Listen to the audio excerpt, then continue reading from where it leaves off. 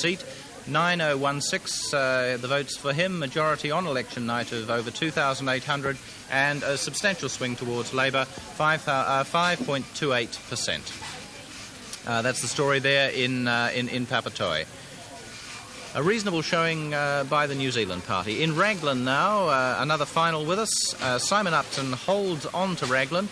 Majority of 1844, and Social Credit they're down into fourth place. Moderate showing by the New Zealand party, and Holmes for Labour 5833. Majority 1844 for Simon Upton, 5.95% the swing towards Labour. St Albans, another final. Another solicitor down here too, Fred. Cahill for Labour, 11,241, a big majority, 5,700. Swing towards Labour, 2.58%. The seats continue to pile up there for Labour. Cahill holding on to a safe Labour seat. Final now for Tamaki. Final figures for the Prime Minister's electorate. He's held it, no great surprise. Mr Muldoon, Sir Robert Muldoon. For National, 9532. Tulloch for Labour, 6073. Majority of 3,459 for Sir Robert, and a swing against him of 2.86% towards Labour in Tamaki, less than the general trend around the country, but still a majority of 3,459 for Sir Robert on election night. Specials, of course, still to come. Waikaremoana now, final from what's really a new seat, substantially different boundaries. Mr Macleay for National holding on, 7304, majority of over 1,500. After that raft of results, we're going to go to National Party headquarters here in Wellington with Brett Dumbleton. Sue Wood, the Prime Minister's officially conceded the election. You must be extremely disappointed. Are you, though, really surprised? Oh, I am surprised with the extent of the swing. I didn't think that we would do as badly as we have in the cities.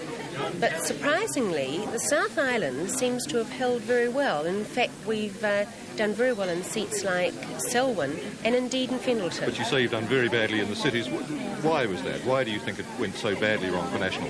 Well, we've seen, as we did in 81, two elections really, where we've held fairly well in the provincials, certainly in the South Island, but Wellington and Auckland have not done well for us at all. There seems to be some feeling in National Party headquarters here tonight that you in fact had it lost right from the moment Sir Robert called a snap election. Do you agree with that? No, I don't agree with that at all, and really you've got to go back 9 years and say, well, the National Party has governed New Zealand longer than most parties in Western democracies, and Sir Robert has indeed led longer than most leaders. How much then is the fault Sir Robert's personally that National has lost? Oh no, you can't look at that. You've really got to look at wider issues. The economy, international recession. It's been a very tough time to be in government, and we held on by the skin of our teeth in 81, remember? I heard Sir Robert say earlier in the evening that he thought it was the end of him as leader forever. Would you see it that way too? I'm not sure what Sir Robert has said tonight, and certainly I'm not commenting on the leadership tonight. I think it's more appropriate tonight that I congratulate the Labour Party and say well done, and give notice that we've governed New Zealand for 29 of the last 35 years. We intend to govern New Zealand for at least 29 of the next 35. Sue, thank you very much. Back to Campaign 84 in the studio. Thank you. Right, back with our studio now, and we've got a state of the parties for you. We've got 68 finals in. Sorry, before we go to that, I've just been told we've got a gain for Labour, another gain, final in Eden, and that gives that seat, I believe, to Richard Northey. Indeed, it does. Richard Northey has that seat now. The majority 1931. Richard Northey 9858. Biggish swing towards Labour there, almost 6% swing towards Richard Northey, and that puts another cabinet minister out of the race. Ozzie Malcolm there, Minister of Health, managed to get only 7927. So Richard Northey in front now, a big sort of majority there in what was a marginal seat, almost 2,000 votes. Specials still to come. That's another seat falling from National towards Labour. Now let's have a look at the state of the parties as they are with 68 finals in. 39 now towards have gone to Labour. They need only another 9 finals now in their favour, and they are the government. 27 towards National, 2 seats now held by Social Credit. That's the state of the parties with 68 finals in.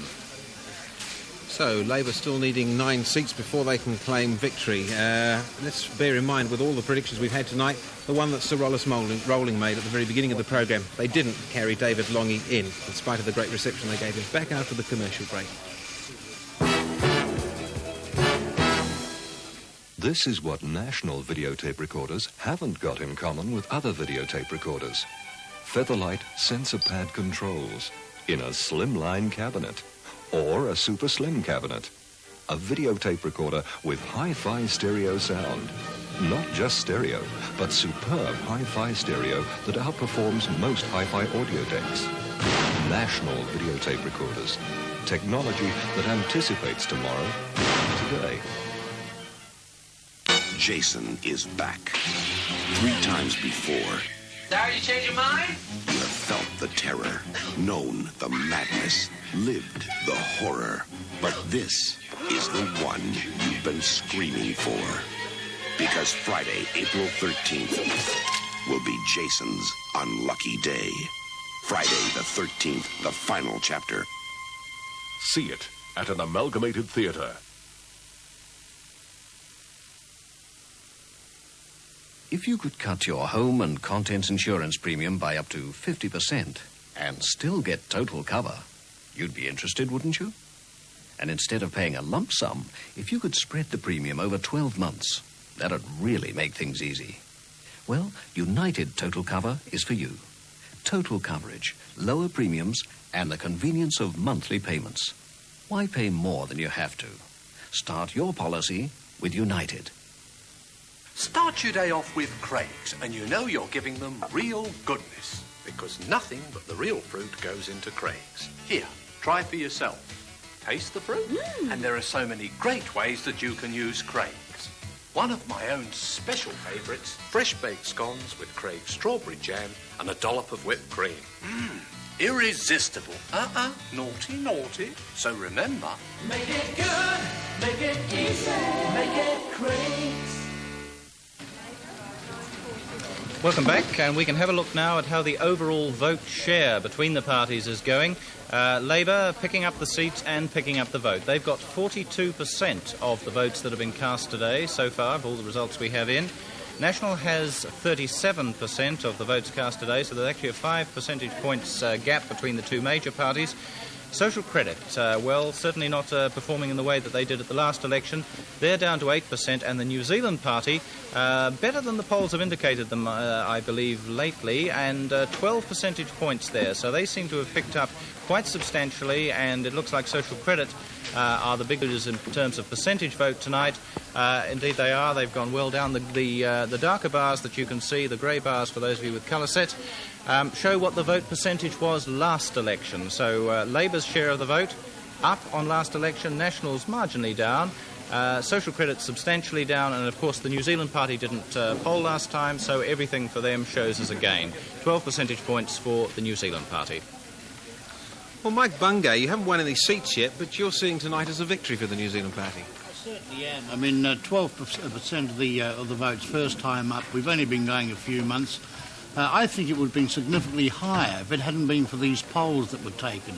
If you look at the polls, last weekend Radio New Zealand did a poll. I think I was 3.5% in Miramar, poll 18. Bob Jones, 12%, poll 25. John Feast, I think he was 2.1%, poll 20%. I think we've lost a lot of votes because of those polls, which are totally fictitious, really.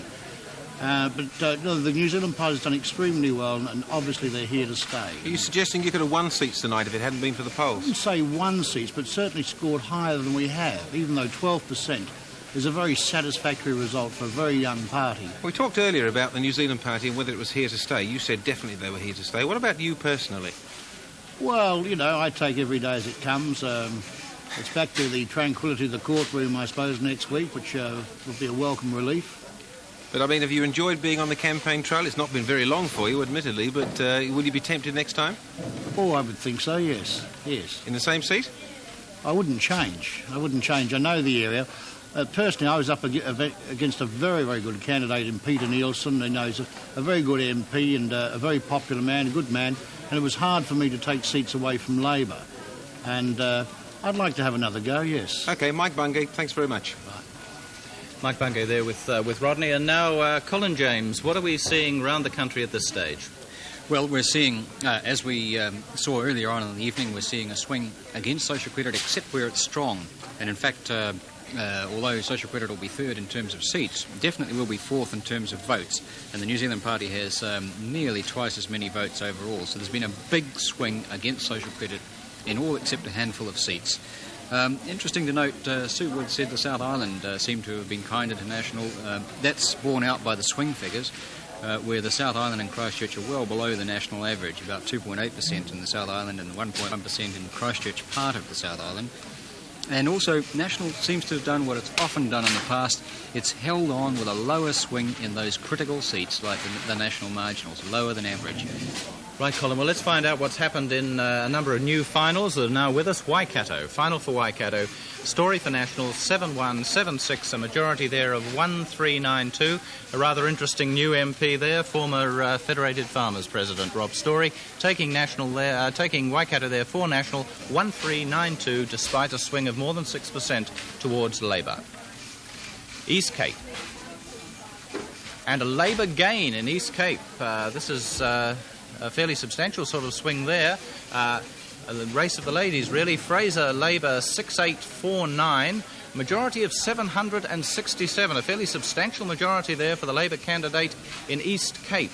A massive swing, 9.66% towards Labor in East Cape. This is Duncan McIntyre's old seat. That is indeed Duncan McIntyre's old seat. It's a very, very substantial swing there, and possibly the big surprise of the night. Fraser Labor takes East Cape, majority on election night of 767. Waipa. Final in Waipa, National hold it. O'Regan, National 8860, majority of more than 5,000, and a big swing towards National there of 13.38% in that Waipa seat. A huge swing, and one of the irregularities, obviously, of the election. We are getting some rather strange movements tonight. Certainly, the swings are not consistent around the country.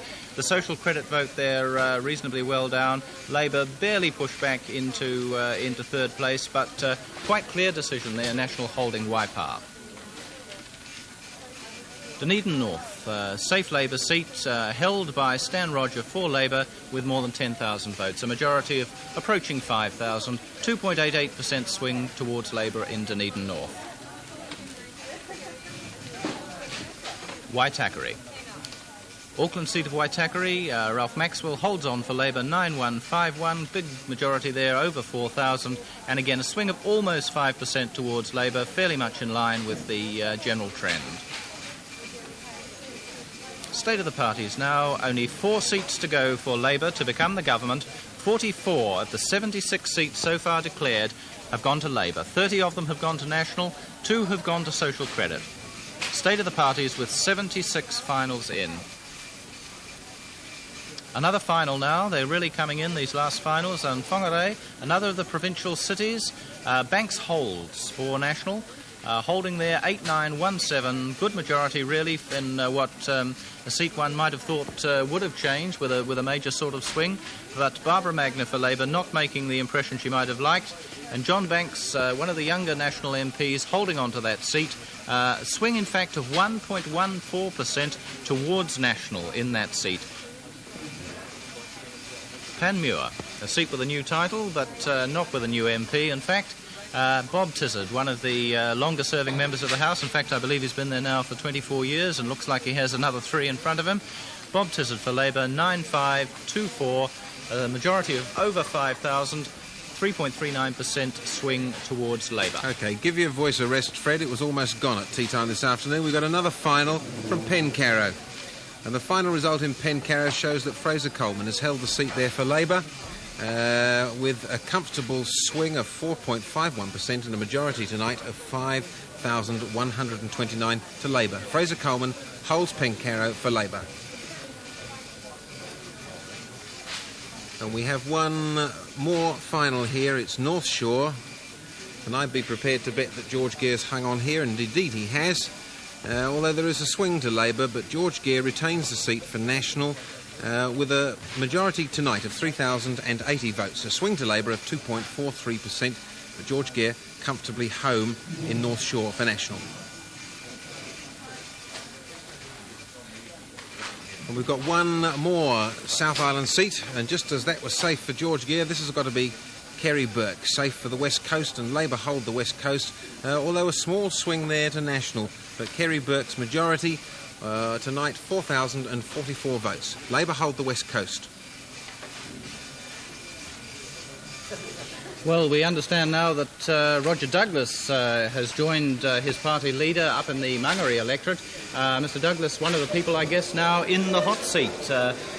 Roger Douglas, what's ahead of you at this stage? Well, really, it was an excellent result today over the country, and I think we in the Labour Party have a lot to thank David Longy for the magnificent campaign he ran over the last 4 weeks. Well, you're the person that I guess most people are now picking to take over the finance portfolio, though that, of course, still has to be decided. You've been crying to some degree doom and despondency. How do you feel about taking up that challenge now? Well, I'd welcome the opportunity to take that challenge up, and all I could say is that we wouldn't have the sort of ad hoc piecemeal management we've had over the last 9 years. What do you think you're going to be able to do for the country in the economic field? Well, I think that New Zealand has tremendous potential. It has to be remembered that in 1956 we were the richest country in the world. We've slipped down. We can get back there, I believe. Well, you've been saying that the country's in a bad state. You've been saying it's been economically mismanaged. What can you actually do in 3 years? Do you, in fact, face the chance of being another 3-year Labour government? No, I'm looking forward to Labour Party being in for 10 years plus, at least. Roger Douglas, thanks very much. Thank you. Roger Douglas there, as Fred said, the likely Labour Party spokesman on financial matters. We're back after this short commercial break.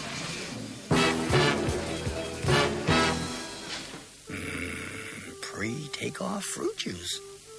Refresher towels. Free drinks and free headsets. Things for the kids. Famous Aussie beers. A sumptuous 3-quart meal. Superb Australian wines. Friendly people? And what do you call this, Qantas? Teddy, this is Qantas economy class. Economy? Qantas, you obviously don't know the meaning of the word. Gold. Silver. Man's desire for these precious metals is matched only by his desire for sporting excellence. At the Olympics, our athletes will be the true amateurs. Victory will be all the sweeter for that. To support our Olympic team, limited editions of New Zealand gold and silver commemoratives have been minted, the first of their kind. All proceeds to our Olympians. Available at the Bank of New Zealand. Invest in our sporting heritage and your future. A grey world that's crying out for originality. The big news in car design is the all-new Mitsubishi Sigma. Big on performance with new aerodynamics, new suspension design, and front-wheel drive road holding. Inside, luxurious new interiors, and so much space that Sigma actually qualifies as the biggest car in its class.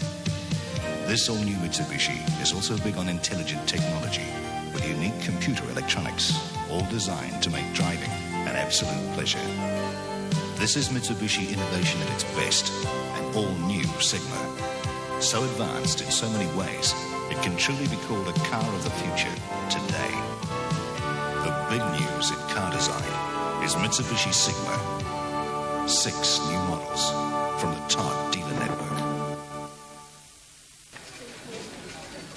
More finals now, and some quite interesting ones coming up. Wanganui now, where Social Credit did have a presence in the past and a popular candidate. Terry Heffernan still there in second place, but quite a long way in second place. Russell Marshall holding Wanganui for Labour, majority of over 3,500, 6.36% swing towards Labour. Another final, Kaipara. And in Kaipara, National have held Lockwood Smith there for National, a majority of over 5,000, and a big swing towards National, 14.42% towards National, and that just shows up how the social credit vote in some of those northern seats has not been holding up, because social credit were very, very close in Kaipara last time. Another final, Remuera, safe National seat, and there we see Doug Graham, home in Remuera for National, majority of over 3,000, but a big, big move there towards the New Zealand party. 38.27% towards the New Zealand party in Remuera, putting them, in fact, in second place there. Sydenham, a final now from Sydenham. And the Labour Party's president there, Jim Anderton, big majority, 6653, 2.8% towards Labour, the swing there in Sydenham. Maybe we could have a look at the state of the parties at this stage with, let's see, how many seats have we got in now? I'm starting to lose track with the speed with which they're coming in. Yes, state of the parties, 78 finals, still 4 needed by Labour, 44 to Labour, 32 for National, 2 for Social Credit. State of the parties, 78 finals in, 95 the total number of seats. Well, while Fred's, in fact, struggling there with how many seats we've got in, we've got the candidates standing by up there in Pakaranga, and I think our reporter up there, it is indeed, it's dear old Rob Harley. Yes, good evening from a very happy Social Credit headquarters here at Pakaranga, where Neil Morrison has arrived to an exuberant welcome not so long ago. He's with me here this evening, alongside him the provisionally defeated candidate, Mr. Pat Hunt. When the noise dies down, we'll chat with Mr. Morrison. Mr. Morrison, a provisional congratulations. Do you believe that you've won the seat definitely? Yes, it looks pretty firm at this stage. Why do you believe you won Pakaranga? Well, because I've got a grand team of people working for me who have worked very diligently for a very long time. Just yourself and Gary Knapp in Parliament. How do you feel about that? Bruce Beetham's gone? I'm feeling very fine and raring to go. Turning to you, Pat Hunt, defeated National Party candidate. Have you conceded defeat finally? No, we have not. What I do want to say is that I want to thank the National organisation and the people that voted National in Pakaranga. I believe we were stuffed, not by Social Credit, but by the New Zealand Party. I believe that this is a tragedy for Pakaranga, that we are now represented by a third-rate party, the Skoda Brigade, the Crimperline suit mob. You only have to look at them here. I mean, that's not Pakaranga. Doesn't sound very graceful, Mr. Hunt. I want to say, no, it's not graceful, because I think it's a tragedy. The image of Pakaranga has been tarnished by this minority support and election of a Social Credit candidate. Mr. Hunt, thank you. Returning back to the studio, Fred Colcom and Rodney Brown. Thank you. Rob Harley there with the successful and unsuccessful candidates in Pakaranga. More finals now. Wairarapa in Ben Couch, Minister of Police, holding that seat but losing it on the night to Labour. Boorman for Labour, 8,462. Couch for National, 8,075. That gives a majority on election night of 387 to Mr. Boorman. Special still to come, of course, but somebody with almost 400 on election night should hold on the basis of past performance. Swing of 7.09% towards Labour in the Wairarapa seat. Taranaki, another final coming in now. And Maxwell, National, holds on to Taranaki, 10,157, a majority of 5,674, despite a swing of more than 5% towards Labour.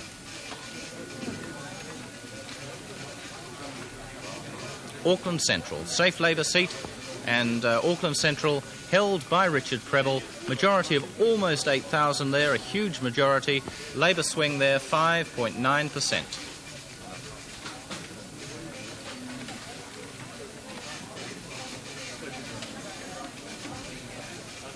Another final coming with us as soon as it gets into the system. There it is, Tongariro. Labour have held Tongariro. Bear in mind, of course, this is really a new seat. Large boundary changes in that part of the country, but on paper a Labour seat at the beginning of the evening.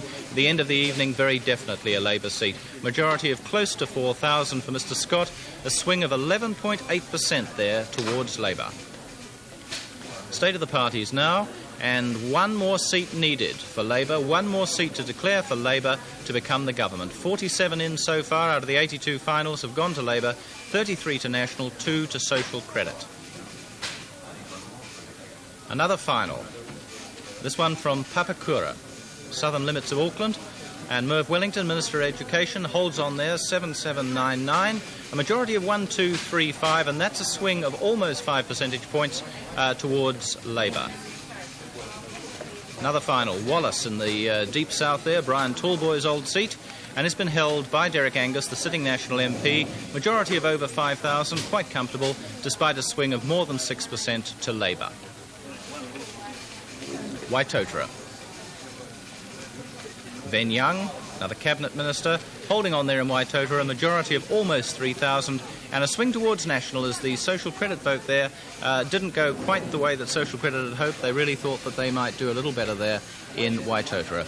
State of the parties, 82 finals in, 47 now to Labour, 33 to National, 2 to Social Credit, still that one seat to come before Labour can say they are the government.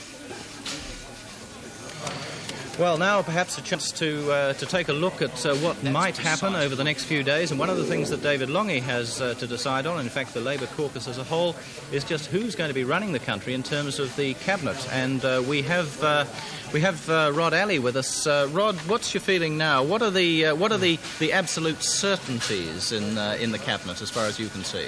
Well, those standard names you'd expect, the Douglases, the Moyles, the Tizards, they must all shoe in, as would the solid Christchurch triumvirate, the Kagels, the Hercuses, the Palmers. Then you get into an area of speculation where a lot is going to depend on how the caucus looks at the new lineup, and there they'll have to take into account balances of age, of experience, geographical balance has to come into it. They've got to bear in mind that they're digging in, hopefully, for, as far as Labour's concerned, for a period much longer than 3 years. There are enough of them there that remembered that they were only a 3-year wonder government in 1972 to 75, and they are very determined to prevent that experience occurring again. So they're looking beyond just this next 3 years. So they're looking at developing the kind of cabinet that will take them beyond the next 3 years. Rod, can I just interrupt you for just a second? We'd like to come back to this discussion, but we're now in a position from the computer to, in fact, predict the overall seats. A slight change, I think, from what we had before. Our computer now predicts, on the basis of the seats that have changed hands and the indications in those that haven't yet declared, that Labour will end the evening with 56 seats, National with 37, Social Credit with 2, and the New Zealand Party with none. Perhaps we could just go back now to Rod Alley. There are a number of long-serving members in the Labour caucus. Are they going to be overridden, in fact, by the younger people when the cabinet decisions are made? I think the key question has to be here, Fred, as to whether someone like Bob Tizard, who previously was Finance Minister, is going to head off someone like Roger Douglas for finance. I don't think he will, because I think there's a close link there between Mr Douglas and Mr Longy. That's the kind of question. In terms of something like agriculture, I would definitely expect someone like Mr Moyle to be in charge. One overall question you have to bear in mind, though, Fred, has to be in terms of the overall balance, the political balance within that caucus as a whole. And I think one question Mr Longy is going to have to think very seriously about is whether he manages cabinet and leaves perhaps the running of caucus to someone like Mr Geoffrey Palmer, because he knows within the caucus there are still some difficult political balances to square off. Geoffrey Palmer is the kind of person who could manage those more effectively, I think, at that level. Rod, thanks very much. I'd like to go to Colin James now and take a look at the prediction which our computer has thrown up for the final state of the parties. Colin. Well, in fact, our computers, two of our screens are disagreeing with each other. I think we had 56-37-2 up there, and it should have been 57-36-2. That was the prediction we had earlier in the evening, and now we're going to stick by that for now. So there's still seats which we should be watching, though. Where should our eyes be at this stage of the evening with most of the seats still in? At this stage, it's pretty much the rag end of seats. There's one moderately marginal seat, Carpety, still to report. But that's showing a pretty firm prediction for Labour, and I think given that there's been a substantial swing to Labour, you can take that as staying with Labour. And in fact, I'm just told there's a final in which gives Carpety to Labour. A final for Carpety? Well, maybe we can have a look at that right now. Indeed, we can. Final for Carpety. Margaret Shields holds on for Labour and takes her marginal majority way up there over the 4,000. She'll be very happy about that. A huge swing there, really. 10.82% towards Labour in the seat of Carpety. So that's really probably the last seat where there was any doubts, but we've still got finals coming through. Otago, the seat of Otago, where Warren Cooper is the sitting MP, a cabinet minister. He's back, majority of almost 2,000, despite a smallish swing towards Labour. Oh, we're away off down into the South Island now, down to talk to Clive Mathewson in Dunedin, if he's down there. Good evening, Clive Mathewson, one of the new members of Parliament. First of all, tell us a little bit about the atmosphere down there tonight. Well, the atmosphere in the studio is pretty quiet compared with the atmosphere in the party that they're having out at Fairfield. It was one of those seats that we were looking at because you were up against an independent Labour candidate. In the end, did that have any impact on your campaign at all? No, we campaigned on a straight Labour policies campaign, and what happened seems to be that the independent took more votes from National than from us. That seems to be the case. What are the issues down there in the very bottom of the South Island? I mean, there's a great tendency to sort of, not understand what's going on down there. What were the issues you campaigned on? Well, you just stated it. You said that you don't understand what's going on down here, but we don't like it not to be understood what's going on down here. And there is a feeling of neglect from the north, but there are other issues which are the same throughout the country, and the sorts of things I'm talking about are people taking home a lot less than $200 a week with school shoes to buy, and that's the same here as it is everywhere else. All right, Clive Mathewson, new Labour member for Dunedin West. Congratulations, thank you for joining us. Thank you. And New Zealand now does have a new government. So the Labour Party has reached the 48 line and has enough seats now to form a government on its own. The state of the parties, 84 finals in, 11 still to come, but Labour now has 48 seats confirmed, 34 to National, 2 to Social Credit. State of the parties with 11 seats still to declare. So we now have a confirmation of what the Prime Minister told us some time ago, that the Labour Party have assumed the Treasury benches. We're back after this commercial break.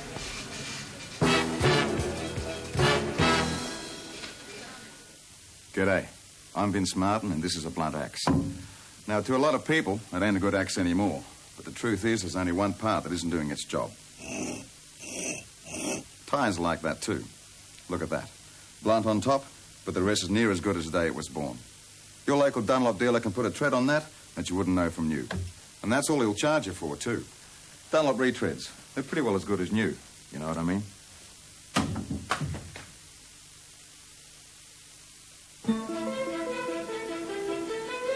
In February 1950, Chicago businessman Frank McNamara conceived the world's first credit card. Since that time, there have been many copies. But only one card remains faithful to Frank McNamara's original vision. First in the world, and still the last word in credit cards. Diners Club International. Who wants a copy when you can have the original? Spread the word for taste. Spread the word for cakes. Butter. Spread the word for your mates. Butter. Spread the word on toast. Butter. Spread the word on your roast. Butter. What's that smile on your face? Must be butter.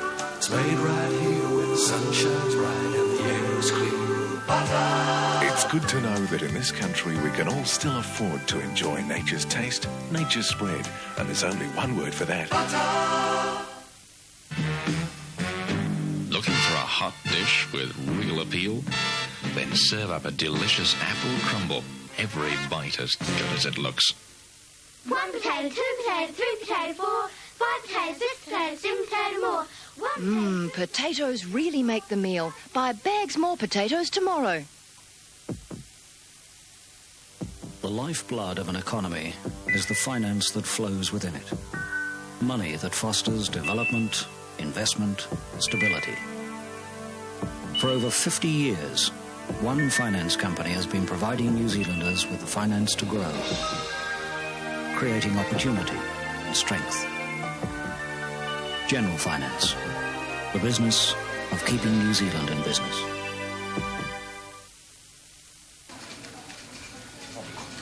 Welcome back. 2 more finals now, and the first of the 4 Maori seats has declared. It's Western Maori. In Western Maori, Koroweteri hangs on for Labour. 7,578 his majority there. Really substantial one. 3.75% swing towards Labour in Western Maori. Manamotohake with about 700 votes there. Onehunga now another final. Fred Gervik. Labour 10,248. Big majority, more than 4,000. And again a big swing, more than 6% towards Labour. Overall percentage vote change. Now that's the way the individual parties' votes have moved across the country tonight compared to the amount of the vote that they got in 1981. Labour's share of the vote is up 3.8 percentage points over what they had last time. Nationals has dropped close to 3% there, 2.9%. Social Credit, as we said, the big loser over the country as a whole, even though they've managed to concentrate their votes in some important seats for them, and they've still got 2 seats. About 13.1% down over the country as a whole for Social Credit. And the New Zealand Party at this stage, on the basis of the seats so far in, scoring in fact 12.4 percentage points. A very big going there for the New Zealand Party. That's the overall percentage vote share at this change rather at this stage of the night. State of the parties: 85 finals in, 10 more to come. Labour now over that line, 49, National 34, and Social Credit 2.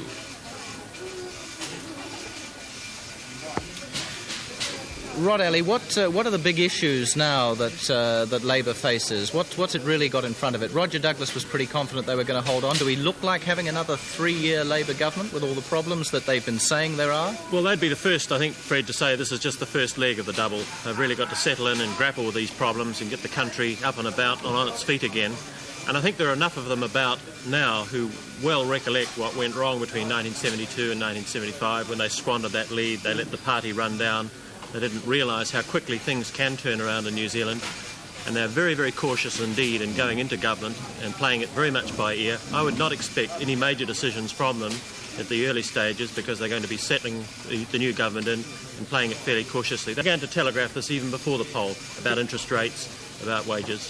Can I change the direction of that, in fact, and ask you what the National Party are going to do? It's been a bad night for the National Party and a very bad night, one assumes, for the Prime Minister. He called the election. He laid the ground rules. Is he really in danger of losing his position now? And if not, who else is going to carry the cake? Well, I think the National Party have a fine tradition of collective effort. They like to rise to the occasion. They like to be able to show what they can do. And I think the election did cause something of a surprise for them. When Prime Minister Muldoon called the snap election, he hoped to catch Labour wrong-footed, but I think it was National that were caught wrong-footed. I think there's some grievance in national circles that they didn't have more of an opportunity to show what they could have done. And I think the blame, if there is a scapegoat in this, has to be the Prime Minister, ex-Prime Minister, I should say, Sir Robert Muldoon. Well, I'd like to bring Colin Jameson on that, a man who's spent a lot of his time in the political field. Colin, is the Prime Minister really threatened now for the leadership of the National Party? I think he is. There's been a lot of disquiet in the National Party about his style of leadership now for some time. There's a conference comes up in 2 weeks, and I think there will be a concerted move, and I think it will probably come from the organisational side of the party, to challenge him before that conference. That probably means then the caucus of the week after next. Well, how does that National Caucus in fact now look? Is it possible to say that with the factions that we've heard spoken of in the past within the National Caucus, has one faction done worse tonight than another? Is it possible to say that? I think the Holding the Line faction probably has done better because candidates like Murray McCulley and Robin Leeming, who could have been expected to be strong opponents of the Prime Minister as new MPs and would have added to the move to change the leader, haven't been elected. So it's going to be an interesting tussle. I think the presidency comes into this because when Sue Wood was elected back in 1982, one of the predications on which her presidency was founded was a change in the direction of the leadership. And I think that now that the election has been called on the Prime Minister, fought on the Prime Minister and lost on the Prime Minister, there'll be a strong demand from the party for a change. Colin, can I just interrupt this for just a moment, because in fact we've now got a result from Northern Maori where of course Manamotohake had high hopes with the former Labour Cabinet Minister Matt Rata. In fact, we see that Gregory Labour's held on to that, a big majority, almost 5,500, and Matt Rata really not a particularly significant stand there. Colin, is there any real significance for Mana Motuhake? They showed up hardly at all in the European seats. The general seats were very contested. Well, I think we don't have a pattern yet in the Maori seats, because in Western Maori, Mana Motuhake ceded second place to National, which was fourth last time. But that seems to be quite a substantial swing to Matt Rata, and I think what that indicates is that Mana Motuhake has survived its second election. It's ready for an election when Labour is the government, and it can point the finger and say, look, your traditional allies are not delivering, if of course, a Labour government doesn't deliver. And I would expect Mana Motuhake, since it seems to have survived this election relatively well, though we must wait for the other two seats, is now well positioned for the next election. Well, we've been talking about is there life after Muldoon, and who do the National Party have to lead them? At the moment, of course, the Deputy Leader of the National Party is Mr Jim Macleay, and he's at Tamaki headquarters with the Prime Minister up there in Auckland. We've held the seat with a good majority in the circumstances. It seems to have gone against the swing or the tide. At the same time, obviously, it's an evening of very mixed emotions. Pleasure at what's happened here, but disappointment at what appears to be happening to my colleagues. Did you expect such a big loss? It seems to be quite a big swing against you. Well, it's a bit difficult at this stage to calculate where the swing is, or what the swing is, because the figures seem to vary from electorate to electorate. For instance, there are some Labour-held seats where the swings have in fact been very small. In others, of course, the swing has been much larger. The results don't seem to have any consistent pattern, but I've no doubt that the political scientists are finding something to analyse. It would appear that personalities actually came into it this time. People were actually sometimes voted for the man rather than the party. I think that's true.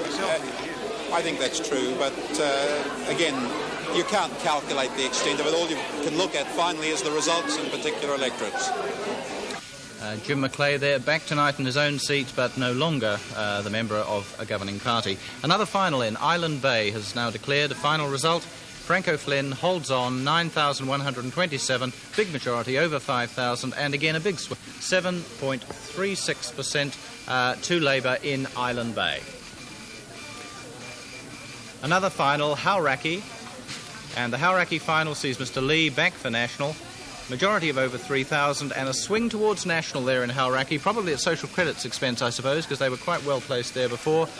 Swing of 6.21% towards National, and National hold Hauraki. OK, we've spoken to the Deputy Leader of the Deputy Prime Minister, as he still is at the moment, of the National Party. Down in Christchurch, though, Rob Neal is talking to Mr Geoffrey Palmer, the Deputy Leader of the Labour Party.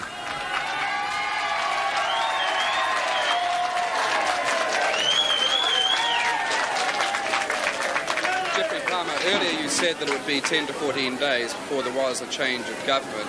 What's the procedure from now for Labour? Well, the writs have to be returned, and that is when the new government is sworn in. Prior to that, the caucus must meet, a cabinet must be elected, portfolios need to be allocated, and then the ministers will be sworn in.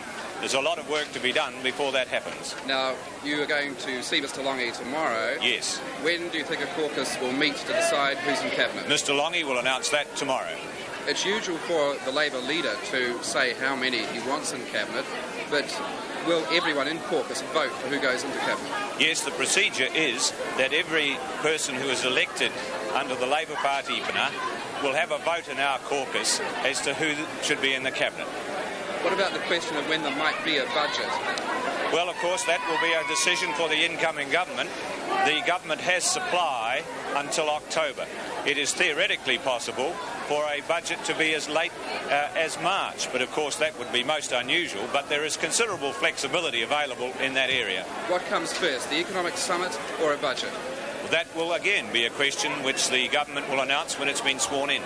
But you would anticipate that there would be some announcement on when the economic summit would be this week? I think that is quite possible, and Mr Longy will undoubtedly be making some announcements tomorrow. Why do you think that the size of the majority might even be embarrassingly large for Labour? Well, I wouldn't say that it was embarrassingly large, but it does seem to be very large. And in that sort of situation, it is quite important to think carefully about the form of parliamentary organisation that we will undertake. The select committee system, for example, our policies requires changes.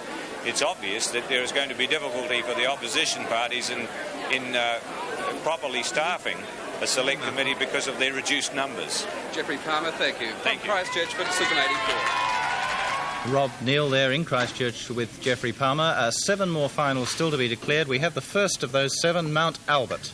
Mount Albert, a Labour seat. Helen Clark holds for Labour 10,885 votes, her share of the votes.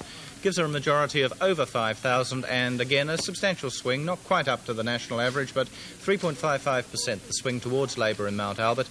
With 89 finals in, Labour well over that 48 line now, 52 seats to Labour. The happiest loser, without any shadow of doubt, tonight is the leader of the New Zealand Party, Bob Jones, and he's standing by with Ted Sheehan here in the capital at Oliver's nightclub, the New Zealand Party headquarters for the evening. Bob Jones, there's been a lot of cheering tonight, particularly when national candidates lose, and we've seen Pat Hunt speak rather bitter words about you. Is this a very vindictive campaign between New Zealand Party people and national people? Oh, God, no. Definitely no. But, I mean, in Pat's case, Pat's a bit of a humorist, and I've always enjoyed... he owes me $100, incidentally. We had a bet of $100 that he'd lose his seat. There's a special feeling there because about 2 weeks before we were launched, he came out on the local newspaper up there with a front page story accusing us of being the Clayton's Party. And that newspaper got in touch with me, and of course nobody believed that this party was going to exist, and now we hear the Prime Minister blaming us for his defeat. I promised him we would be responsible for his defeat. We have been. And I have no regrets about that. I'm very pleased about that for the country's sake. But in Pat's case, of course, it's amusing because of this Clayton's Party thing and the bet we had.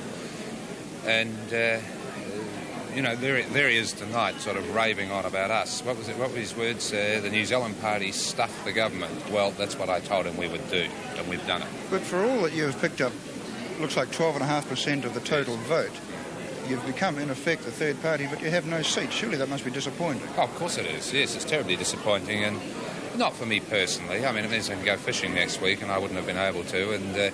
But very terribly disappointing when, without naming names, I see an awful lot of lightweights in the House, and I see people like Josephine Grierson of enormous capability, and Margaret Evans and John Feast and so on. Really outstanding, well, many I could name, but really outstanding people that are not normally drawn into politics, rejected.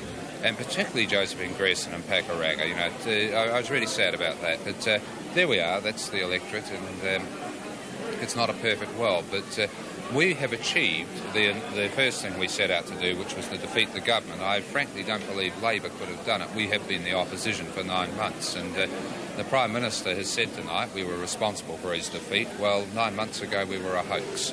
Do you predict that the Labour government will stay in office for more than one term? That depends very much on us. In what way? Because our people are terribly keen to carry on. After all, we've only been going 9 months, and we've had to put the roots down. I've had to build a party across the country. I've done that. That takes decades normally. Well, you let us at them over 3 years, and that's a different ballgame. And will you be leading the New Zealand Party in 1987? Gosh, everybody keeps asking me that. Are you expecting a coup because I failed? Is that it?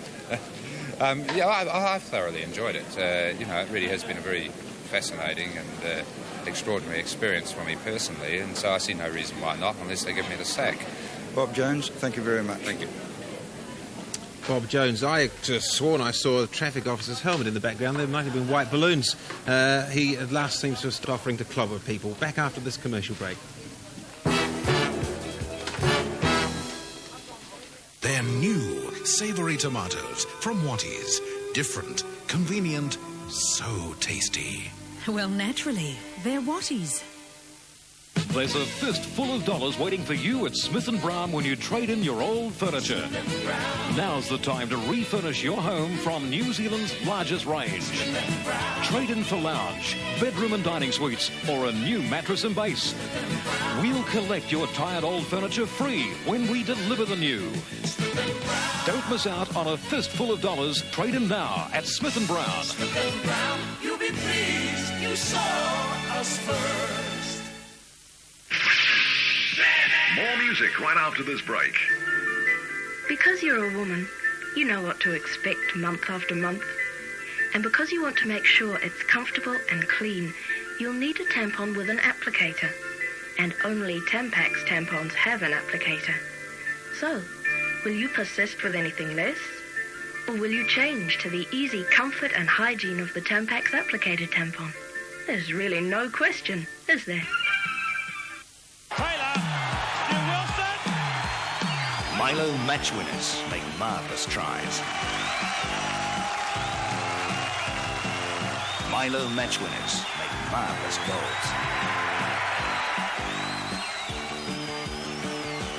Milo match winners make marvellous goals. Get your Milo match winner ball for only $4.95. Full details on special Milo packs at your store now.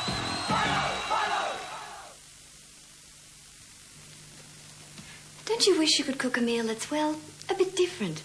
I can, and so can you, with Magic Cook in the Pot. Look at all these famous dishes. Tonight I'm cooking chicken provençal. It's so easy because Cook in the Pot has exactly the right blend of herbs and spices that you need to create these wonderful, authentic dishes. Magic Cook in the Pot. A deliciously simple way to serve something different. One more final, and that's in Eastern Maori. And in Eastern Maori, we see that Peter Tapsell still there, quite comfortably. In fact, the only one to get up into four figures. He's got a majority of 9,661, and he's taken a big swing, 7.97% towards Labour. Mana Motuhake down in third place, only 476. Quick look again at the state of the parties with 89 finals in. Labour 52, National 35, 2 towards social credit. Labour well established now as government. All right, one of the things that we would just pause to talk about now with Rod Alley is the Labour Party has pledged to take a greater interest in women and their affairs and just exactly who they're going to include in their cabinet when it comes to that. Rod Alley, there are a number of new women. First of all, can we deal with the ones who've already been there? There's Anne Herkes, of course, who is almost certain to be a cabinet minister. Fran Wild, who's got back in. Is she likely to get cabinet post? Well, it depends what Mr Longy does with the new cabinet. If he decides to have a smaller cabinet of, say, 14 or 15 members and decides to appoint maybe some additional undersecretaries, more than the number we're used to, then other possibilities start to open up. People like Helen Clark, possibly, with some special responsibility and a bit like the zone, start to come into contention. But you're right, Mrs Herkes would have to be the leading contender for a cabinet post among the Labour women. What about Mrs Tirakartani-Sullivan, one of the former cabinet ministers? Is she likely to get a cabinet post this time? Well, a contender, but I wouldn't say a certainty at this stage. Indeed, there will be a number of them, and this is the thing you can say about the new lineup, that there would be a good half a dozen or 10 people that would be certainly on the borderline of consideration for cabinet, and she would be amongst that category. What about some of those women that would be taking their seats in the House for the first time for Labour this time? People like Judith Keel, for instance. Could we just talk for a moment about her? Well, I think those people are going to concentrate on solidifying their position, building up a very solid reputation as good, strong local members, and the person they would want to copy or emulate here would be someone like Fran Wild, who has turned a marginal seat and on tonight's figures into a very safe Labour seat. For the first 3 years it is a case of consolidation and working through the party to strengthen. What about Annette King in Horowhenua? Well, ditto. She hasn't won by very much, and she's very obviously going to start working bright and early on Monday morning for re-election in 1987. We've got that dramatic result in East Cape, of course, where Anne Fraser got in there for Labour. I don't know much about her. Well, it's a sorry result in a way, because you had, for many women, I think, a disappointment in that one good woman candidate had to miss out, and bright hopes were indeed held out for Robin Leeming, a very bright star, rising star in the national firmament. Perhaps her time will come, but again, the same would apply. This is going to be a candidate who's going to consolidate her position in the future. So, just a final point I'd like to make is that I think women have done a lot to achieve this Labour victory, not in the field of candidacy, but down in the middle levels of the party. We noticed that at Auckland, at the conference that Fred and I were at last year, and this is the result. Rod, I'd like to bring Colin James in at this time, turning away from the women in the Labour Party. What problems, or what has the new government in fact got facing it at this stage? Well, right tomorrow, David Longy has the American Secretary of State's, Mr Schultz, to meet and to deal with ANZ, and I understand that Mr Longy will take the Foreign Affairs portfolio himself, so he will be talking as the Prime Minister designate and as the Foreign Minister designate, and that's a really knotty and difficult problem because the party wants not out of ANZUS, but certainly conditions about ANZUS, which would be, I think, very difficult for the Americans to live with. That'll be a very tense discussion tomorrow. But beyond that, they've got the foreign exchange problem, which is a really important and difficult one, with the run on the dollar at the beginning of this campaign, the heavy borrowing the government has had to do to keep the dollar afloat. They must face the question of devaluation within the next 36 or 48 hours and either decide yes or no. Bob Hawke, for instance, went for a quick devaluation. Then longer term, they've got issues like a very high budget deficit. Normally, Labor's a big spending government, but there's very little room for manoeuvre for it to spend to this time. And I think within that, they're going to try to provide some sort of relief for low-paid workers. Interesting, during this campaign, David Lange specifically said to the higher-paid workers at places like Kawerau on the waterfront that they couldn't expect very much. And then beyond that, we have the summit in August or September. Of course, David Lange is the hero of the moment and his Labour Party colleagues, but the man I suppose that everybody wants to talk to most of all at the moment is the outgoing Prime Minister, Sir Robert Muldoon. He's in Auckland at his Tamaki headquarters with John Bishop. Prime Minister, the swing against the government has been anything between about 4 and 9% in the seats that National was holding. Was the extent of the swing a surprise to you? Well, I don't especially understand these swing things, but it's clear that the Jones party took a lot of National votes. People who'd normally vote National, and so, OK, Jones will say he's had a victory. Next 3 years will show that he's had a defeat. You've got a Labour government, and the people who voted for Jones are the ones who are going to suffer most. What we've set up here is a Labour government with a very substantial minority vote. In other words, the majority are against them, and they can't do it. They don't have the experience, the ability to handle this country in the situation it is now. We're set up for another landslide victory to National 3 years from now. But equally, Sir Robert, it could not be said that a majority of the people have voted against you and your government, either by voting Labour... Yes, of course. Yeah. But that's always the case. I can't remember when we've ever had a government that's had a majority of the popular vote. But that's not the point, is it? They've got a Labour government. Most of them voted against a Labour government, and you've got a very inexperienced group, and in my view, an incompetent group coming in. And I've rung Mr. Lange tonight, congratulated him and said, all right, you've got tomorrow for a day off. The 1987 campaign starts on Monday, and that's going to be another 1975 landslide, I assure you of that.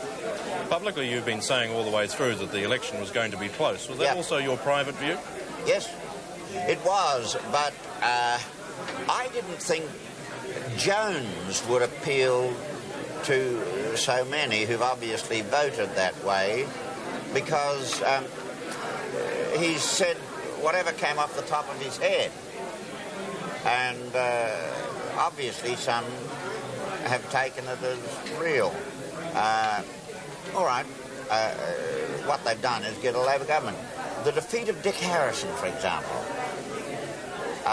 with a couple of thousand votes going to a Hawke's Bay farmer who supports Jones.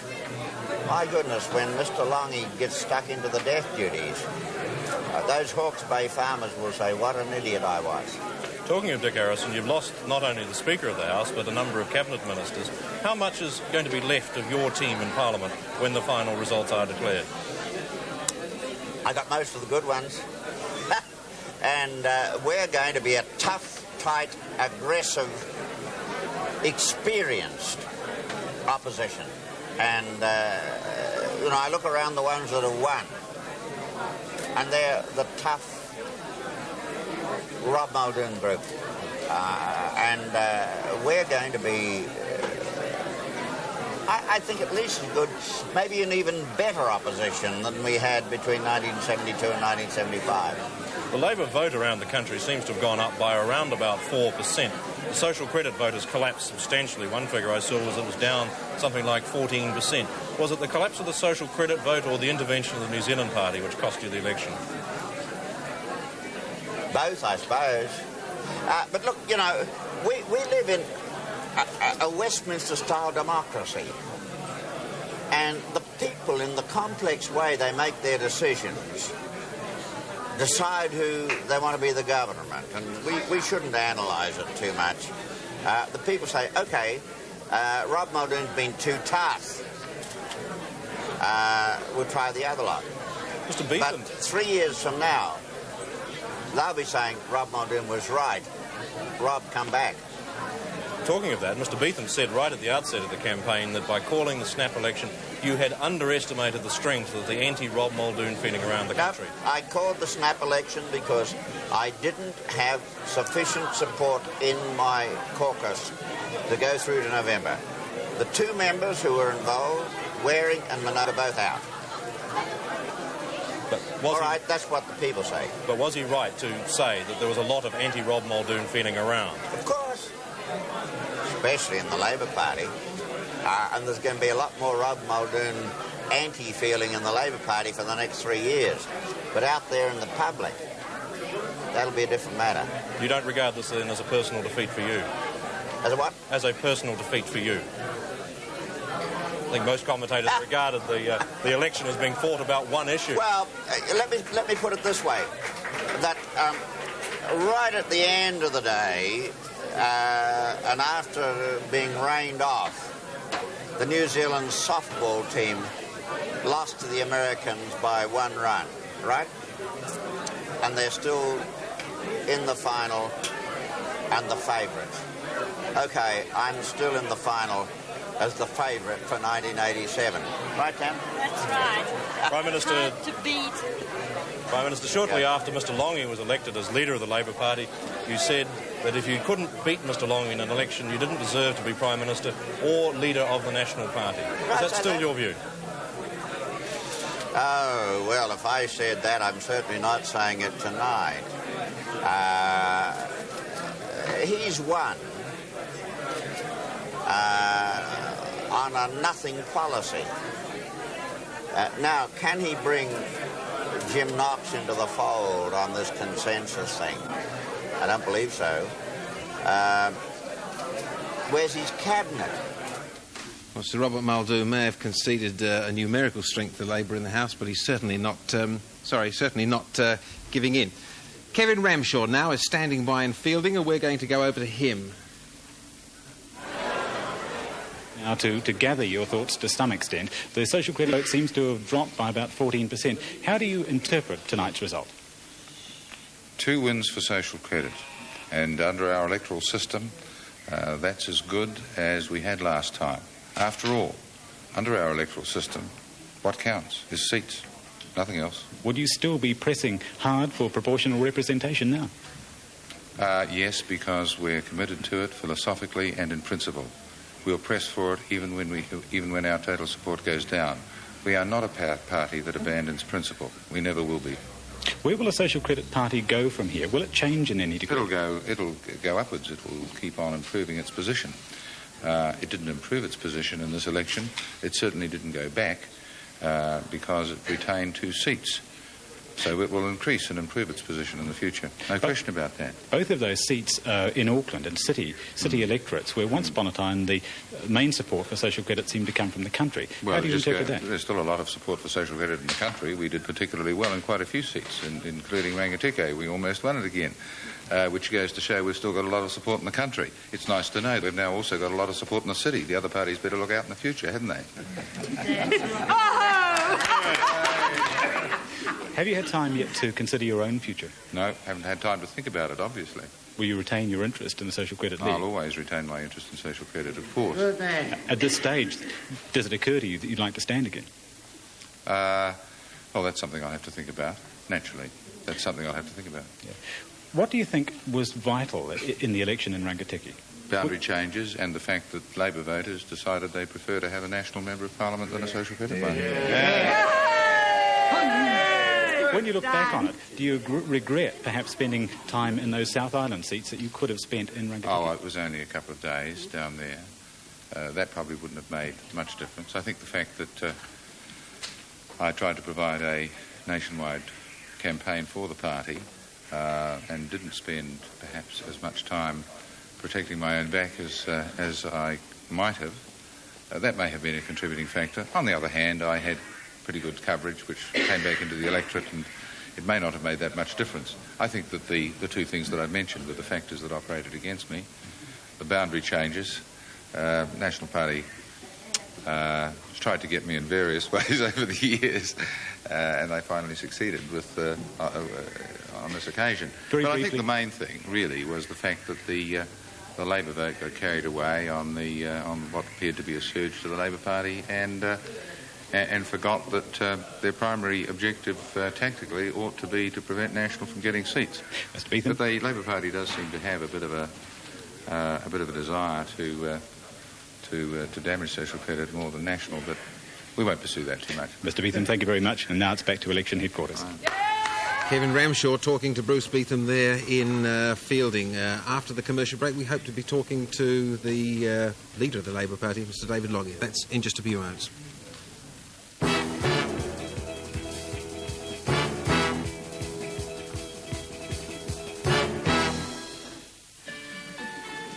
Suede, soft, luxurious, with a look uniquely its own. Now there's a suede look for walls. Dulux Wash and Wear Vinyl Mat. It's beautiful and utterly practical because the unique technology from Dulux makes this matte paint one that won't bruise or mark, won't shine when you clean it. Wash and Wear Vinyl Mat can cover all your old wallpaper, and it comes in a superb range of colours. Wash and Wear Vinyl Mat. It's the suede look paint for walls from Dulux. To run the Hat of the Month Club in a business-like way, the boss has to keep the books, organize the files, write the letters, be creative, and still keep on top of things. The boss could bring home a tool for modern times, the IBM personal computer. It can help the business person wear many hats and sell even more. The IBM personal computer. Try one on at a store near you. We're the tops, GR Television. We're the tops. Get the package that's made GR #1 in TV rental. Top sets, top service. Group rentals.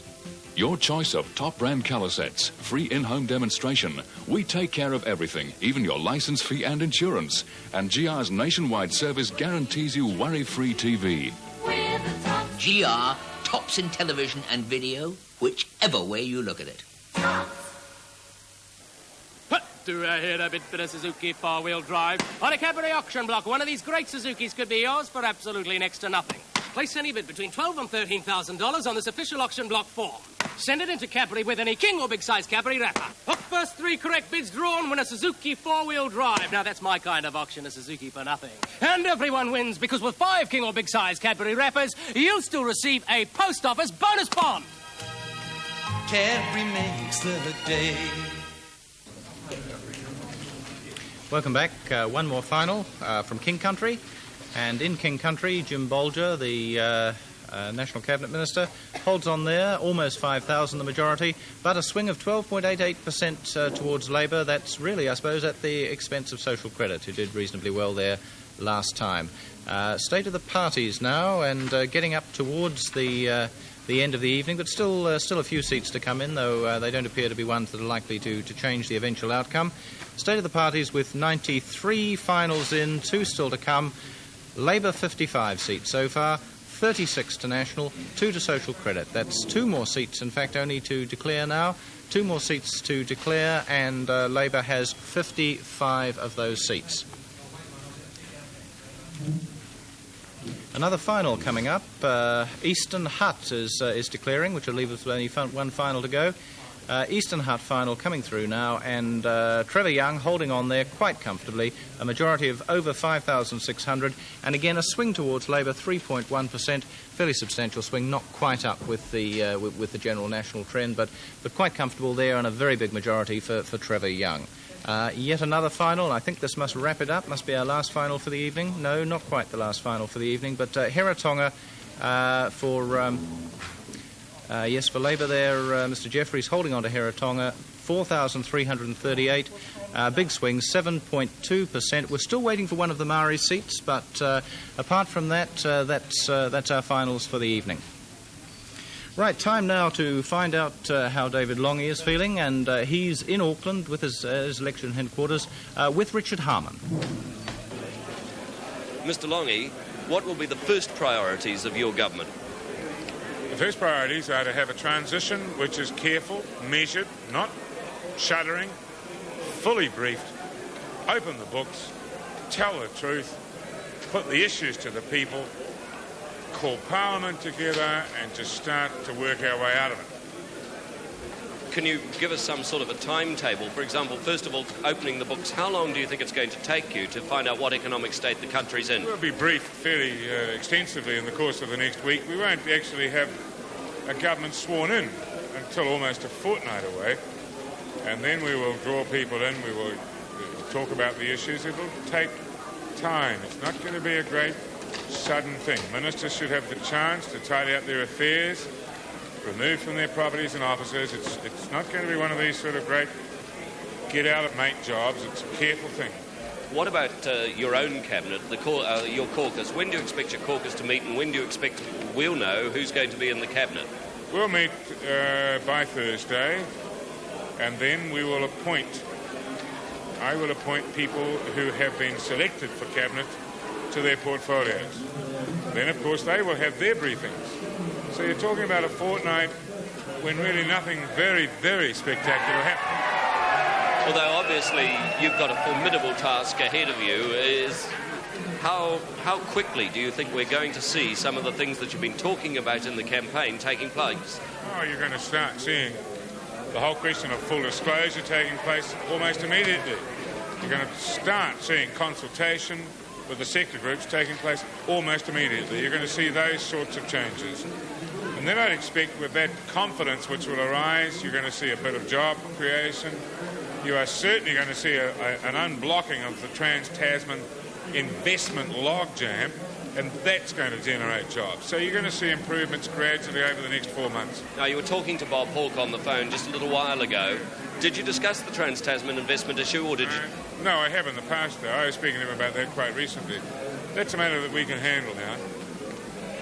Parliament itself, when do you expect you'll be back in the House? Because you have got a need for a budget, I think, before the end of September, haven't you? No, that's a misunderstanding of the position. We have supply until the end of October. But we're going to get back into that House early. We'll be the first Parliament so soon after an election that's ever been for years. That's not to say it's going to be next week or the week after. We'll pick that too, carefully, and we'll pay Parliament the tribute of having our ministers fully briefed before we do go to Parliament. Now, you've also just spoken to United States Secretary of State George Shultz. What took place in that phone call? Oh, he congratulated me. He said that he was looking forward to meeting me. I talked to him about how long he'd known Bob Hawke, told him of the concern that I had that we should see that conference went smoothly, and I accepted his expression of goodwill to the new government, which is what he gave me. Turning to the events that we've seen tonight, are you able to explain how Labour has scored such a large victory? Yes, we defined the issues on June 14. We set forth a whole new concept, a new style of government. We pledged to bring New Zealand together. We captured the mood. The people were tired of these other ways of dealing with factionalism, scrapping. We talked about things that affected people. We didn't talk about percentages. We talked about the price of bread. We didn't talk about CPIs. We actually talked about jobs. And that's a vote winner. Is tonight's vote, though, a rejection of Sir Robert Muldoon and the National Government, or an endorsement of David Longy? It's not an either-or situation. Clearly it's a rejection of the government. Clearly it's an endorsement of me and the Labour Party. If it was purely, say, an anti-Sir Robert Muldoon phenomenon, Mike Minogue would be the member for Hamilton West. you don't... What about the regional pattern that seems to have emerged? It seems very patchy from one end of the country. Is there any explanation for that? Oh, I don't know. There's no explanation that I haven't looked at because I haven't really seen all the detail. But I have never assumed that this country is one uniform voting beast. It's not. I knew it, which is why I put the effort into the places. I went to Hawke's Bay this week, and in Hawke's Bay I had an election meeting where people said that there was no point in my being there. And we won Hawke's Bay. Now, that's because you know that this country doesn't vote uniformly. You're now Prime Minister. For all things being equal, you'll be there for the next 3 years before there's an election. What style of government, what do you want this government to be that you're going to lead?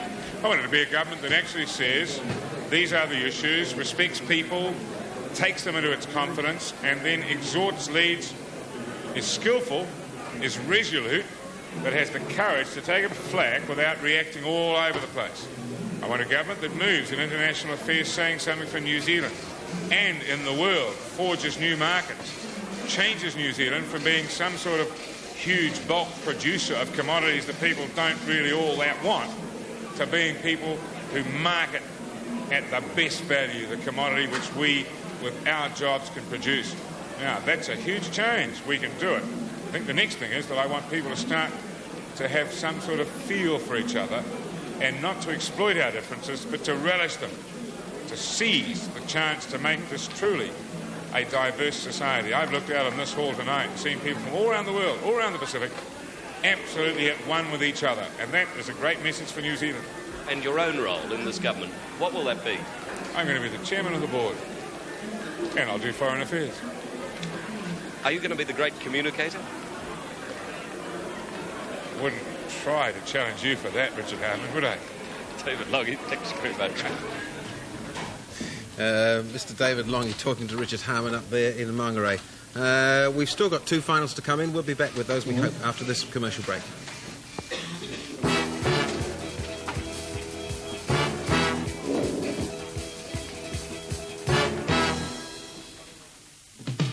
It's you for United, and United is for you. You with a smile, I like your style.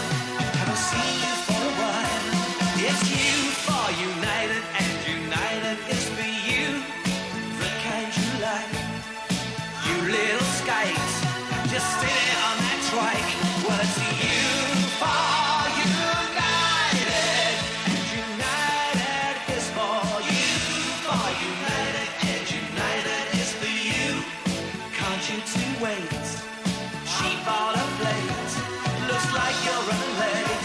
Well, it's you for United, and United is for you. For United, yes, it's you. For United, well, it's you. For United, 'cause it's you.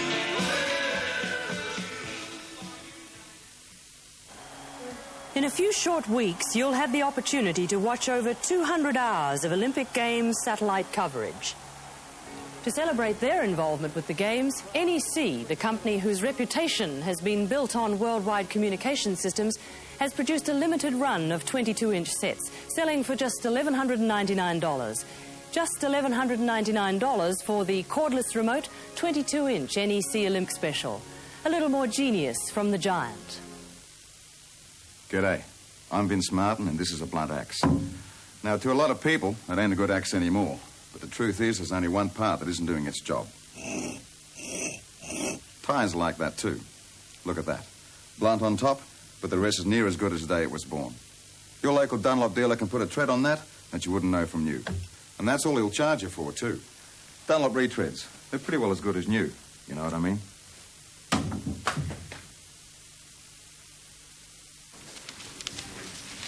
The election's been decided. We have the last 2 finals with us now. The first of those, Rodney.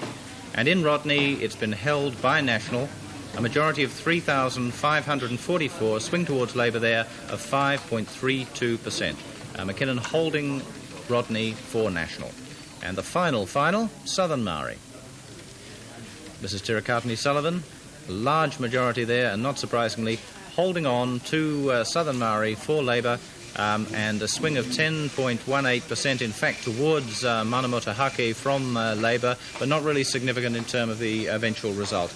Well, Colin James, we have all the results. It's been a large swing, but it hasn't been a uniform swing around the country. What's tonight's election shown up in terms of differences? Well, the overall swing was 4.5%. That's around about the 1972 level. But the key factor in this election can be seen in what happened to social credit.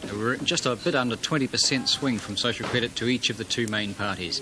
Around the country, interesting to note that the biggest swing to Labour was in the Wellington region, which was 6.9%, and the smallest swing was in the Christchurch region, which was 1.5%, and then the rest of the South Island was 2.7%. Interesting again, the provincial centres swung rather less to Labour than the country overall, 4.1%.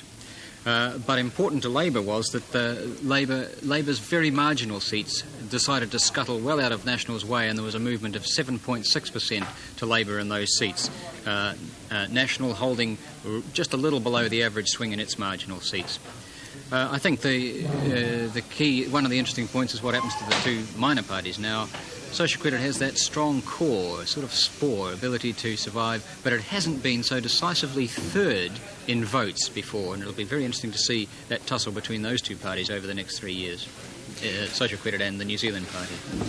Right, well, Colin, let's have a look now. We've got all the seats in, and maybe we can have a look at how the vote has actually been shared out between the parties tonight. A little bit of a change from the last time we showed you this graph. Labour has 43% of the vote, and that's appreciably up on what they had last time. Now, the solid bars indicate the percentage vote share this time. The thinner bars next to them indicate what the share of the vote was to each party last time. Colin, a big improvement there for the Labour Party. Well, it's got back over the 40% mark, clear, but it's nowhere near. We mentioned 1972 election before, but it's nowhere near that level. Just 43%. It's still a minority government in terms of votes, but the important and most interesting factor is that National is down to 36%. That's the lowest a major party has had in New Zealand for a very long time. And I think the answer to that can be seen on the far right of that graph, the New Zealand party with its 12%. I think a great deal of that drop in National of about 3.5% compared with 1981 has gone into feeding the New Zealand party's vote tonight. Do you believe that the social credit vote there is sort of down to its base core now? It could go a little bit lower. It's done fairly well, given that it was a pretty bad election for social credit overall. 8%, it's given it a base to spring back from. And if one assumes that the New Zealand Party's 12% is a fair amount of disaffection with Sir Robert Muldoon, and if there is a change of leadership, a change of style, a rebuilding of the National Party, then one would see that 12% melt a bit, I think. Colin James, thanks very much indeed. Well, I was just about to say that the machines had gone all quiet here. It was a rather eerie sensation in Decision 84 studio, and then they cut loose, but they've gone quiet now. It's just us and the mice. And Dorothy McNabb and Sir Wallace Rowling. Dorothy McNabb, it's been a sad night for National. Not only have you lost the election, but you've lost a number of very good members of Parliament. Oh, yes, that's absolutely true.